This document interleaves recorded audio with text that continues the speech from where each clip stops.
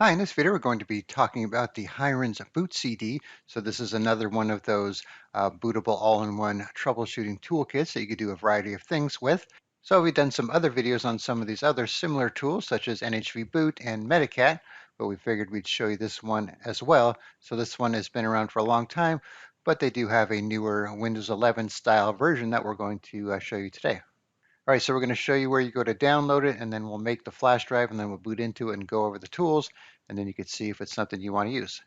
All right, so if you go to their website to the download page here, you'll notice it gives you a nice summary of all the tools broken down into categories here.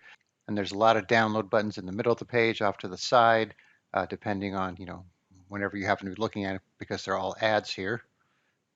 So like this one here, you don't want that. You don't want anything to the side. What you want to do is come here at the bottom and see the ISO file here, and then download it from here. And you can see it's 3 gigabytes in size. So I already have it downloaded right here on the desktop. So after you download it, you could use your favorite USB bootable flash drive maker. We're just going to use Rufus. So we have the portable version here, so there's nothing to install. So it's the Rufus with the P at the end here. So we'll just run it. We're going to skip the updates for now. All right, so it already found our flash drive, so make sure you choose the correct flash drive if you have more than one because it's going to be wiped. And then we need to pick our ISO file, which is right there on the desktop. All right, so for the partition scheme, this is going to depend on your needs. Most people use MBR, and you have some advanced options here, which you should be okay just leaving as is. But if your computer is, super new and it's UEFI only, you could try the GPT method. All right, and here you can see we don't have FAT32 for an option, which is what they recommend. And if we press Alt-E, you can see we have dual UEFI BIOS mode enabled, and that allows us to pick FAT32. So this is smaller than 4 gigabytes, so FAT32 will work with this ISO. So just keep in mind that you may have to research these settings depending on what you're doing in your situation and what kind of computer you're going to be using this on. And I'm just going with one of the typical settings, MBR and FAT32, and the dual mode enabled, which is Alt-E once again on the keyboard. All right, so once everything looks good, click on Start. All right, so when you see this message, it's just that this ISO file is not secure boot signed. So this is normal, so don't go thinking there's something wrong. So we'll click OK just to get past it. Now it's telling you that everything on the flash drive will be destroyed, and to click OK to continue. All right, so this will take a few minutes here. It might pop up a couple File Explorer screens in the meantime. So when this green bar is all the way across and it says ready, that means it's ready. Doesn't mean it's ready to start the process. It means your flash drive is ready. So we'll just pause the video and then be back when it's done. Okay, so the flash drive creation is complete. Let's click on close.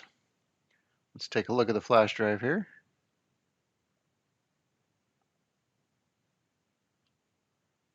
All right, so we have our boot folder, custom drivers, program sources, and so on, boot manager. All right, so now I'm going to shut down the computer and boot it up with the Hirens BootCD, and we'll go through all the tools.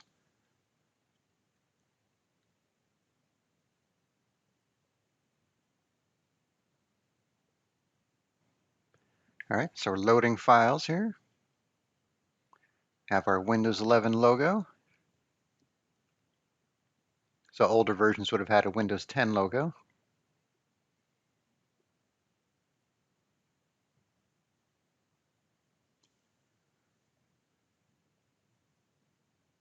All right, installing OEM drivers. You can see it says Hirens BootCD PE Windows 11, even though it has a Windows 10 desktop background there.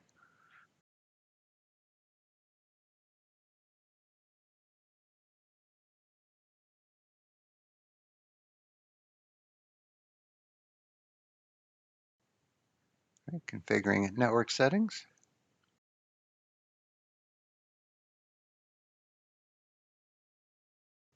All right, so you can see we have our network connection down here.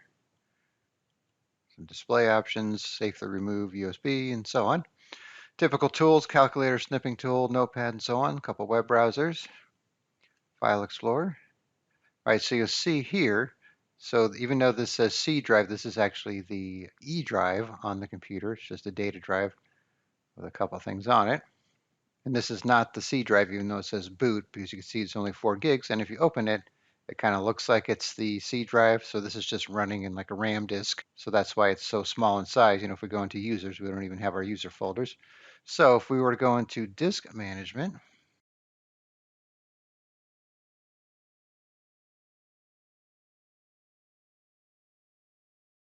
you can see we have our C drive here. There's just no drive letter assigned to it. And it does that on purpose just to keep you from messing things up. But if you needed to do something with the data on it, you could right click on it and assign it a drive letter and then access it that way. Okay, so we have a few things on the desktop here. Nothing too different than what we have down here, except for utilities folder.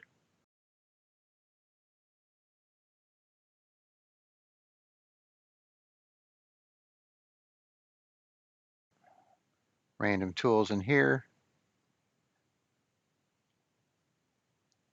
And you'll see that's going to match what we have here.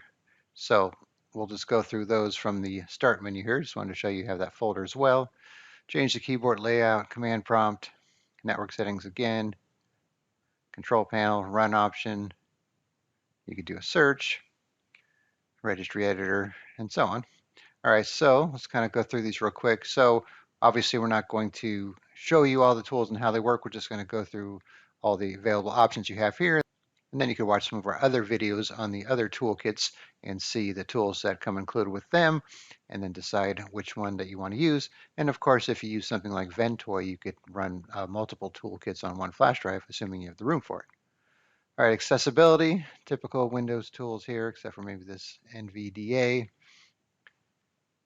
Accessories, typical Windows tools. Administrative tools, so these are Windows tools for the most part as well. You even have the Windows Memory Diagnostic if you want to run that from here. Check your services. Device Manager, just run computer management itself. All right, then we have the BCD MBR tools, such as BootIce, so this will allow you to make bootable flash drives. EasyBCD, and we have driver management tools, just a couple here. Several hard disk tools for data recovery. So you can see we have some subcategories here. Check disk GUI, data recovery tools, Recuva to recover some files as well. Even a Linux reader. All right, defrag, probably not going to use that. Diagnostic tools, crystal disk info, that's always a good one. Even HDD scan, and same for HD tune. And if you have a Western Digital drive, you have the Lifeguard diagnostics. All right, some imaging tools. So if you want to do some drive imaging or clone some drives, you could do that using one of these. Even the Macrium Reflex. So this should be the older version, 7. So some of these other tools have version 8, which is still the free version, even though Macrium is not free any longer, but you could use these older versions for free. But like I said, this is 7, where most of the other tools have version 8.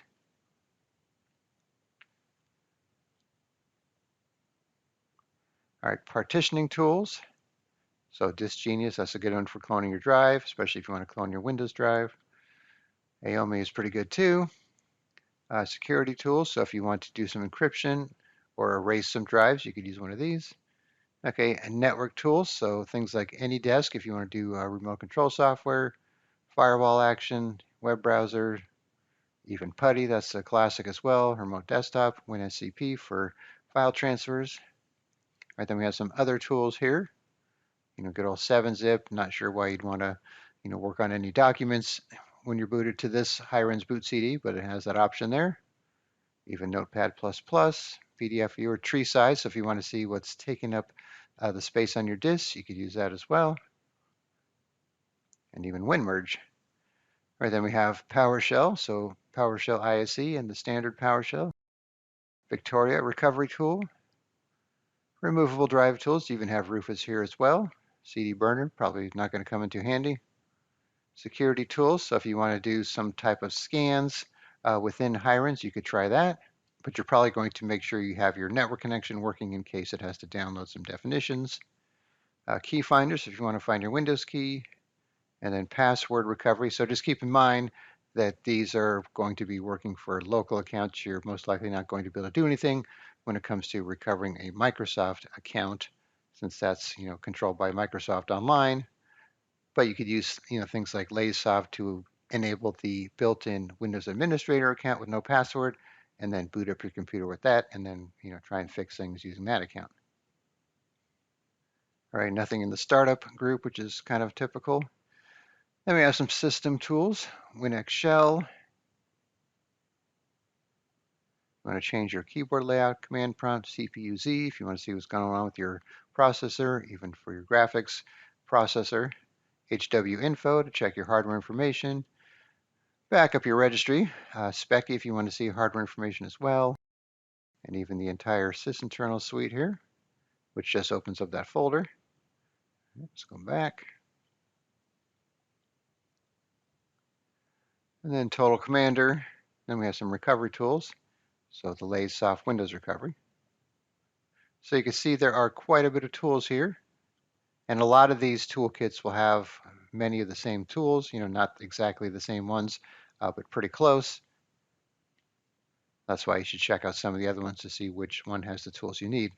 And then when you're done, if you have fixed your problem, hopefully you can come back here, shut down or restart, and then see if you get your computer going again.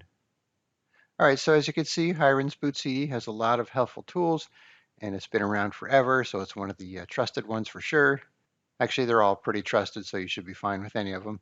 So I will put a link in the description where you can download the Hirens BootCD ISO file, and then you could use whatever USB creator tool you like to make your bootable flash drive and try it out for yourself. All right, thanks for watching, and be sure to subscribe.